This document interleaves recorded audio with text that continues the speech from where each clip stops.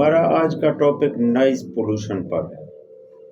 اگر ہم شور والی جگہ پر کام کرتے ہیں تو اس کی وجہ سے بھی ہماری قوت سماعت بہت کم ہو سکتی ہے، یا گرد و غبار کی وجہ سے ہمارے کان کے اندر مٹی کے چھوٹے چھوٹے ذرات اکٹھے ہوتے رہتے ہیں۔ بعض اوقات یہ کان کے اندر ایئر ویگس پیدا ہو جاتی ہے۔ اللہ تعالیٰ نے ایک ایسا نظام رکھا ہوا ہے ہمارے جسم کے اندر، جب ہم کھانا کھاتے ہیں، غذا کو چباتے ہیں تو ایئر ویگس جو ہے یہ ہمارے منہ کی جو حرکت ہے، جبڑوں کی حرکت ہے، ان کی حرکت سے یہ کانوں کی میل باہر آٹومیٹک نکل جاتی ہے۔ ہم اپنے ہاتھوں کی انگلیوں، جو ہماری سب سے چھوٹی انگلی ہوتی ہے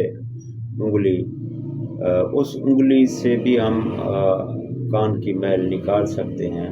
لیکن یہ خاص خیال رکھیں گے آپ، آج کل وہ سٹکیں ملتی ہیں اسٹوروں پر، سٹکوں کی وجہ سے جو کان کے اندر بال ہوتے ہیں ان کے بالوں کا رخ اندر کی طرف چلا جاتا ہے۔ بار بار سٹکیں لگانے سے پھر یہ نقصان ہوتا ہے کہ وہ آپ کو جو کان کی میل ہے وہ باہر قدرتی طریقے سے نہیں نکلتی، وہ اندر ہی رہ جاتی ہے۔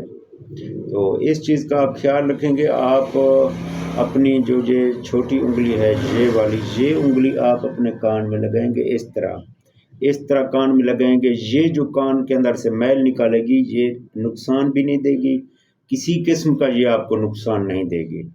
تو آپ نے کان کے اندر سٹک نہیں لگانی۔ سٹک جب آپ کان کے اندر سٹک لگائیں گے تو سٹک کی وجہ سے سٹک کے اوپر جو کاٹن لگی ہوئی ہوتی ہے اس کو ہم جیسے پھیرتے ہیں تو کان کے اندر کے جو بال ہیں ان کا رخ باہر کی طرف ہوتا ہے، وہ ایئر ویگس کو باہر نکالتے ہیں، تو کان کے بالوں کا جو رخ ہوتا ہے وہ کان کی اندرونی سائڈ کی طرف ہو جاتا ہے، جس سے قدرتی نظام متاثر ہوتا ہے۔ آپ کی جو ایئر ویگس ہے وہ کان کے اندر جمع ہوتی رہتی ہے، قدرتی طریقے سے وہ باہر نہیں نکل پاتی۔